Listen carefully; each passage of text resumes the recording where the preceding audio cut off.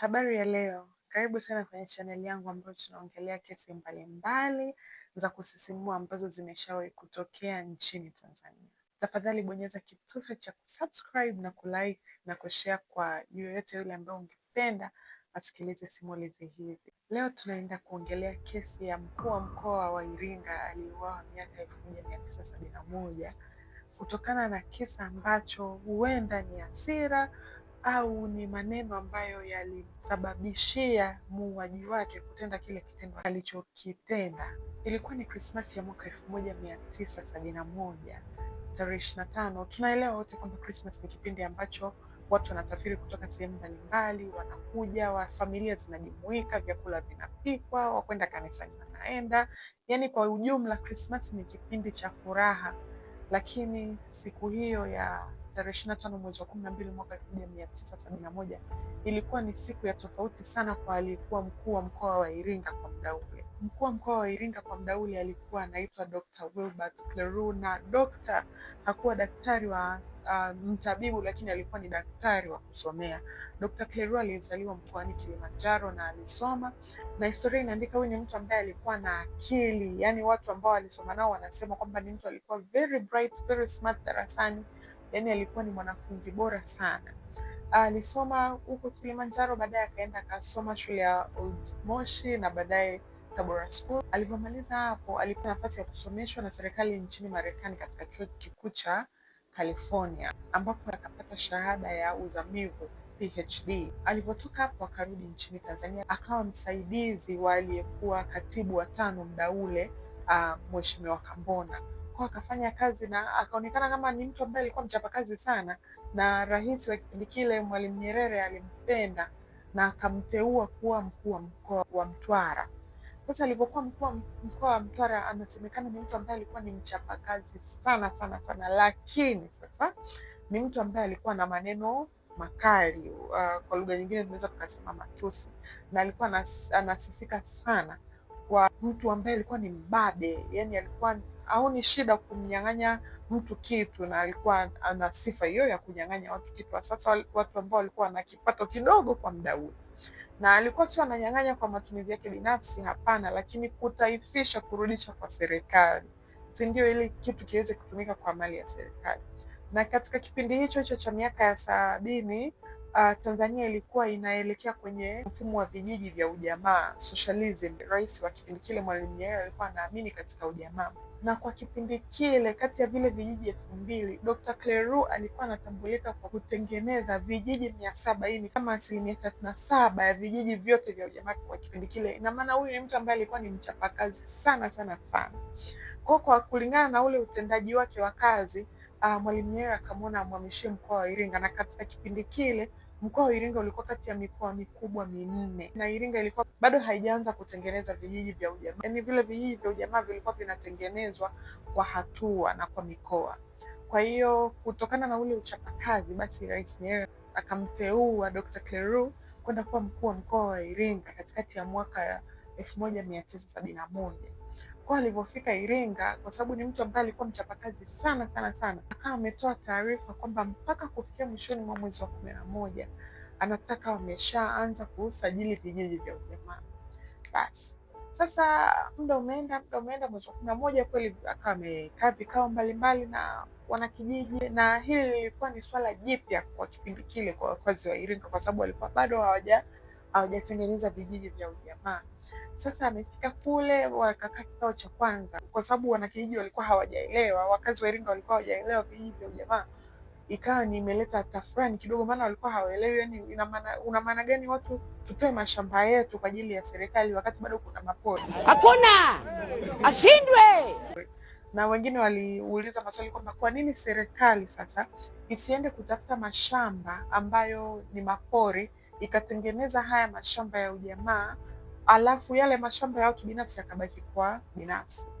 Kwa hiyo kile kikao cha kwanza kwa kweli kilivunjika.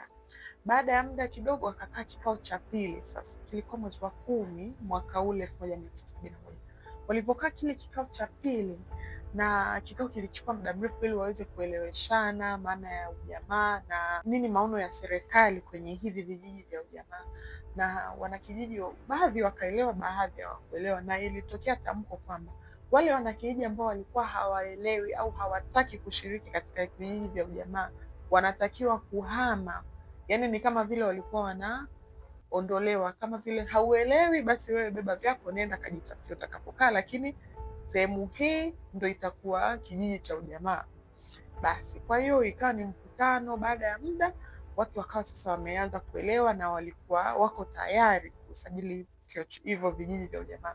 Kwa mwezi wa 11 mzima ukawa mchakato wa watu kuja pamoja, na yale mashamba ambayo yalikuwa yanamilikiwa na wakulima binafsi sasa yakaja pamoja na kutaifishwa na serikali, na watu wakaanza sasa mchakato wa kulima. Na kipindi hiko mkoa wa Iringa ulikuwa kati ya mikoa ambayo ilikuwa inazalisha mazao ya mahindi kwa wingi sana nchini Tanzania. Basi sasa wamekuja hapo pamoja hiyo mwezi wa 11 kweli, kijiji cha ujamaa cha Mkungugu kikawa kimeshatengenezwa na wakawa wanaendelea na shughuli za kilimo. Sasa siku moja tarehe 24 hiyo mwezi wa 12, mkuu wa mkoa, kwa sababu huyu ni mtu ambaye alikuwa ni mchapakazi sana, alikuwa yuko bize kwenye mashamba kwenye kijiji kimoja cha ujamaa, yuko bize anafanya kazi, analima. Ni mtu ambaye alikuwa akishiriki kwenye shughuli za kijamii, anashiriki kwa 100%. Kwa hiyo hiyo siku kamaliza, na yule ambaye alikuwa ni msaidizi wake, kama unavyofahamu RC anakuwa ana ulinzi. Walipomaliza hiyo siku wakawa wamekubaliana kwamba RC anarudi kujumuika na familia yake. Basi sasa hiyo siku wamemaliza tarehe 24, tarehe 25 RC akamkia mashambani kama kawaida bila kujali kwamba ilikuwa ni Christmas au nini. Akamkia mashambani kalima na waliokuwa na kijiji, kamaliza akawa anaelekea sasa nyumbani kwake. Kwa watu ambao tunafahamu hii barabara ya kutoka Iringa kwenda Dodoma, ile ndo barabara aliyokuwa anapita ili kurudi Iringa. Basi sasa akiwa njiani akasimama kwa mkulima mmoja, kwa sababu kwa mbali aliona mbona kuna mtu yuko shambani, na ilikuwa ni saa 10 tayari jioni. Basi akaenda pale akapaki gari lake, alikuwa peke yake siku hiyo, hakuwa na ulinzi kwa sababu alikuwa anategemea kwamba sio siku ya kazi. Amefika pale akamwona kuna mkulima mmoja alikuwa analima. Huyo mkulima alikuwa anaitwa Mzee Mwamwindi. Basi amefika pale akamuuliza, unafanya nini? Yule mtu akamwambia nalima. Akamwambia unalima? Yaani hebu shuka kwenye ile trekta, shuka haraka sana. Na haya ni maneno ambayo na quote. Akamwambia shuka haraka sana. Yule mkulima asema trekta. Akamuuliza kwani mimi nimekufanyaje? Akamwambia unabishana nini? Nyenye. Toa upuzi hapa, mjinga wewe. Sasa akawa ameongea maneno mengi. Yule mkulima akawa anashangaa kwamba kuna nini? Kwa nini umekuja kwa jazba sana?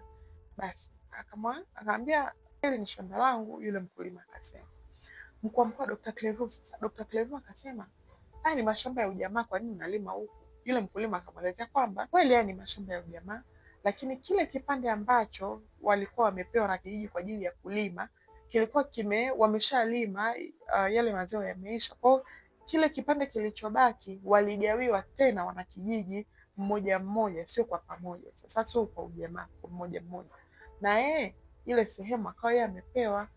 Basi Dr. Clearus akamwambia toka, kwa nini unafanya hivi? Akawa amemwambia maneno ya kashfa.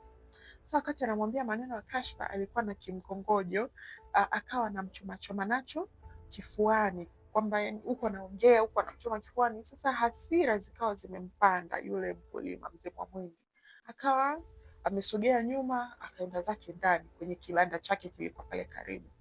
Akaenda zake ndani, huku Dr. Clearus anamfuata kwa nyuma, anaendelea kuongea nini. Mzee Mwamwindi alipotoka ndani akatoka na bunduki, na pale ndipo alipompiga risasi Dr. Clearus, na Dr. Clearus akaanguka na kufa pale pale.